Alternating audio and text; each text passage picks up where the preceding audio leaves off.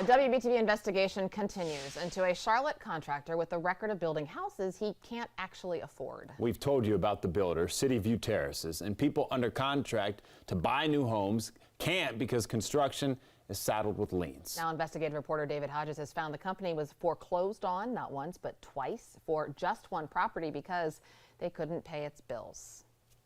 This is what City View Terraces and contractor Chris Bradshaw had planned for 216 North Irwin Avenue in Uptown. In February, it looked like this. 6 months later, not much has changed. If anything, it's worse. Because it's dangerous. I mean, there's walls leaning on the property. There's children that come and play on the site because it's abandoned. Thomas Blue lives on Irwin Ave and has been tracking the decline of City View's property, which also goes by the name R-Cube Charlotte Investment Group. There's a deep pit that's 8 feet deep at the back of the property that's filled with water. That's not just a drowning hazard, but a mosquito hazard. As WBTV previously reported, Bradshaw's company R-Cubed was foreclosed on because the lender claimed R-Cubed was not making payments on the money he borrowed to build the project. But new court records show Bradshaw wasn't willing to give up.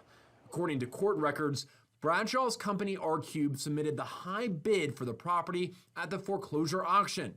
The deposit was paid, but less than a month later, it's going back to auction again after R-Cubed wasn't able to pay the full amount. As uncertainty over the property continues to mount, Blue fears it will never improve because of the trail of problems left behind by Bradshaw. A lot of other people don't want to bid because there's a danger of many of the prior liens sticking on it? Even after a foreclosure process? A handful of them. That's only a small piece of the pie involving Bradshaw's properties. Local code enforcement is investigating violations on Irwin and Julia Malden Place, properties that Bradshaw started to build on, but lost when he had to hand them over to a vendor to settle hundreds of thousands of unpaid bills.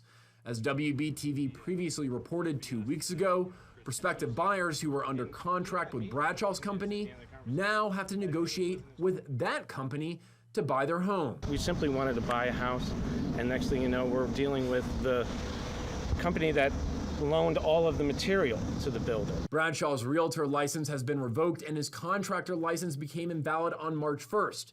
We asked Blue if there should be more communication between local and state authorities so that problem projects like this get shut down sooner. First off, it was WBT that pointed out the fact that he doesn't have a valid contractor's license anymore. Should there be a process that when somebody's license is not renewed that the county knows about it? In a perfect world, yes. In Charlotte, David Hodges, WBTV, on your side.